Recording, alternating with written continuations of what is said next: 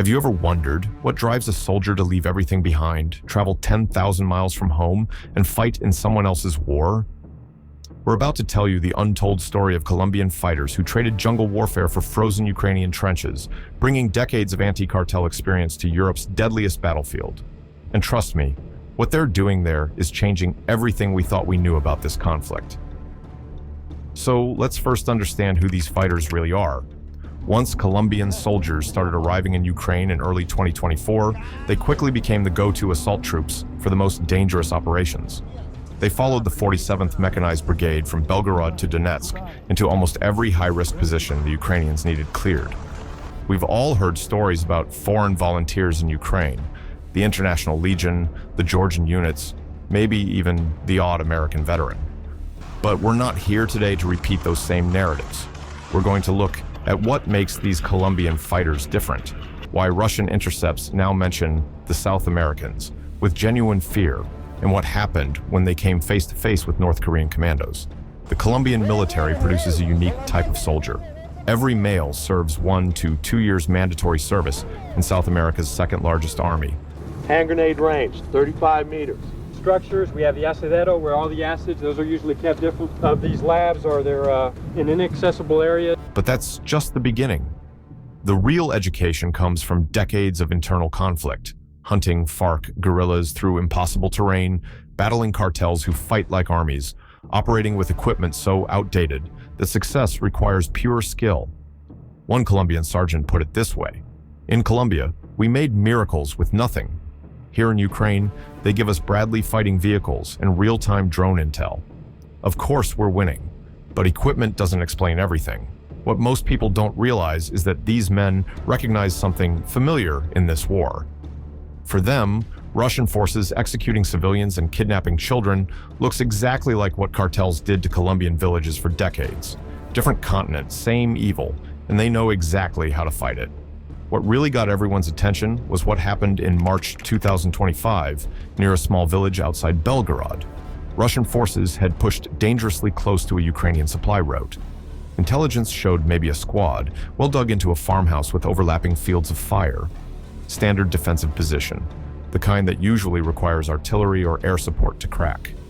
Ukrainian commanders decided to send 6 Colombians in a Bradley fighting vehicle, just 6 men against a fortified position. When the ramp dropped that morning, muscle memory from 1,000 jungle raids kicked in. But there was a problem. No canopy overhead, no vegetation for concealment. Just 400 meters of open ground, covered in snow that would show every footprint, every movement. A Colombian corporal named Miguel led 2 men left through a frozen drainage ditch. The water had turned to slush that soaked through everything. Meanwhile, the others laid down suppressing fire, keeping Russian heads down. What happened next is still talked about in Ukrainian command posts, moving in pairs, 2 advancing while 4 covered, then switching. They crossed that killing field in under 3 minutes. The Russians, expecting a conventional assault, were caught completely off guard by the speed and aggression.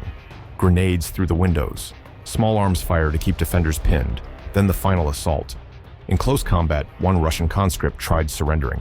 His own sergeant shot him in the back for cowardice before taking a Colombian bullet himself.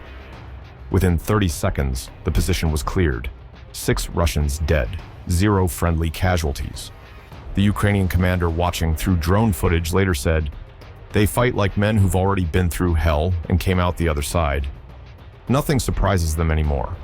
Llegando el infierno, lo que lo llaman algunos, la Colombia, hijo de puta. La Ucrania. But this was just the warm-up. Now, here's where things get really interesting. In early 2025, intelligence reports started mentioning something unexpected. North Korean special forces reinforcing Russian positions. Not conscripts or support troops, actual commandos, trained in the same mountains that border China. Most units would request additional support, maybe call for reinforcements. The Colombians? They just shrugged. See, these guys had spent years fighting FARC guerrillas trained by Cuban intelligence. They'd hunted cartel sicarios taught by former Mexican special forces. Another group of foreign-trained killers, just another Tuesday. The ambush they set up could have been pulled straight from a Colombian mountain operation. They positioned Stugna-P anti-tank missiles on reverse slopes, placed observers on high ground, and waited. When 4 North Korean BMPs rolled into the kill zone, maintaining perfect tactical spacing, the Colombians struck. First missile took the lead vehicle, second hit the rear. Classic ambush doctrine. Seal both ends, trap the middle. Within 90 seconds, all 4 BMPs were burning. But here's what made this different from other ambushes. The North Koreans didn't break. About 40 survivors dismounted under fire and immediately began bounding toward cover, maintaining unit discipline even while taking casualties. The Colombians later admitted they were impressed. For the next 10 days, what followed was a masterclass in psychological warfare. The Colombians didn't engage in any major battles. Instead, they applied constant pressure, sniper shots at random intervals, mortars that would bracket a position, then disappear, hit-and-run raids that lasted just long enough to prevent sleep. One Colombian fighter explained their thinking. "In the jungle, we learned that exhausted enemies make mistakes. Scared enemies see ghosts. We just had to make them exhausted and scared." By day 11, drone footage showed the result. North Korean positions abandoned, equipment scattered. An entire reinforced company rendered combat ineffective without a single decisive engagement. But nothing prepared anyone for what was captured on helmet cameras during the Donetsk trench assault. The footage starts with heavy breathing. You can hear Spanish being whispered between Ukrainian commands, boots squelching through mud that hasn't been solid since October. These weren't modern positions. These were World War I-style trenches, zigzagging across farmland with overhead cover and fighting positions every 20 meters. When the assault began, you could immediately see the difference Colombian training made. Where Ukrainian forces used traditional fire and movement tactics, the Colombians moved like they were clearing Medellin apartments.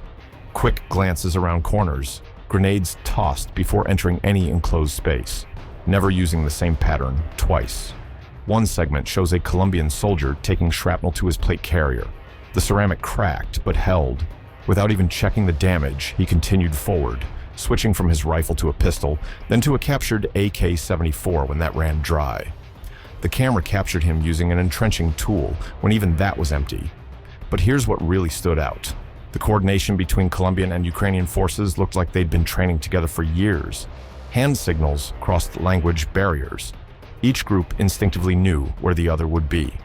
The Russians tried to retreat in good order. But good order turned into panic when Ukrainian drones started dropping grenades with surgical precision. The helmet footage shows Russian soldiers throwing down weapons to run faster, officers abandoned by their men. Absolute chaos. 2 hours after it started, 3 kilometers of trenches belonged to Ukraine. The Colombians sat on captured positions, smoking Russian cigarettes, counting ammunition. Their faces showed nothing. No celebration, no exhaustion. Just that 1,000-yard stare that says they've been here before. Now, you might be wondering, what drives someone to fight this hard for another country's freedom? The answer isn't what you'd expect. Back in Colombia, over 2,000 veterans are currently waiting for a chance to join the fight. These aren't mercenaries looking for a payday. The $3,000 monthly salary barely covers living expenses. These are men who've seen what happens when violence goes unanswered.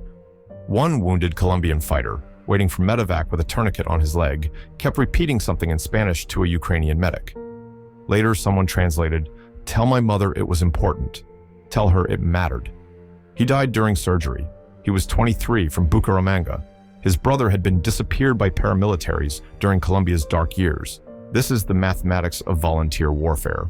No pension waiting at home. No guarantee anyone will remember your name. Just the belief that some fights are bigger than borders. A Colombian lieutenant explained it this way. Colombia lost 260,000 people to internal violence. Whole generations grew up afraid to leave their houses. We know what Ukraine is going through because we lived it. We survived it. Now we help them survive it too. But survival comes at a price. In one photo making rounds on encrypted channels, 6 Colombian fighters stand with their Ukrainian squad in front of a destroyed Russian tank. Everyone's smiling. It looks like victory. Look closer. 2 months earlier, there were 8 Colombians in that photo. Colombia presente. Epa. Fuck you, man. By spring 2025, something interesting started appearing in intercepted Russian communications. References to the South Americans showed up more and more frequently, always with a mix of respect and fear.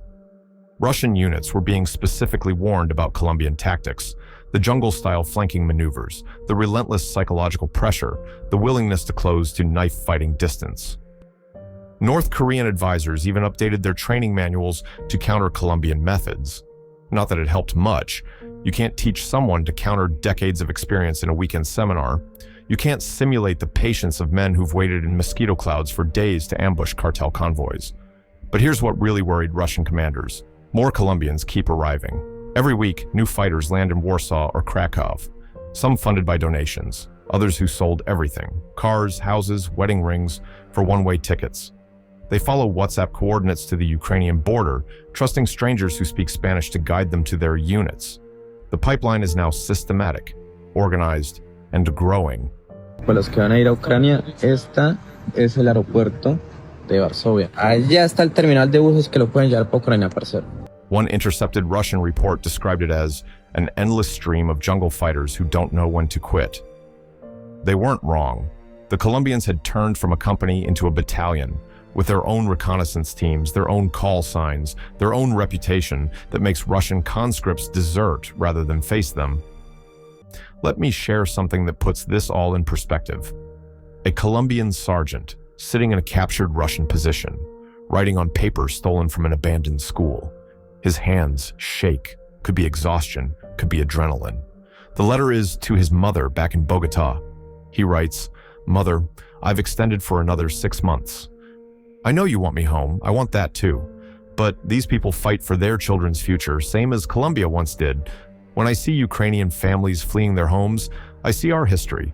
When I watch Russians execute civilians, I remember what the cartels did to our village. If we don't help them now, who helps the next country? Who helped us when we needed it?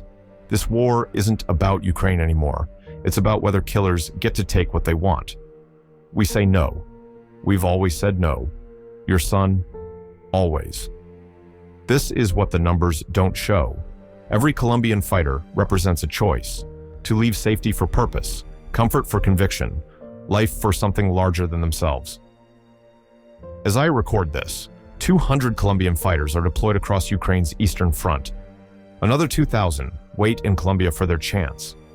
Each one carries their own reasons, their own ghosts, their own determination to ensure that what happened to Colombia doesn't happen to Ukraine. Today, Colombian fighters in Ukraine aren't defending fixed positions. They're taking them. They're not trying to stop history. They're making it. Every trench cleared, every position taken, every North Korean unit scattered sends the same message.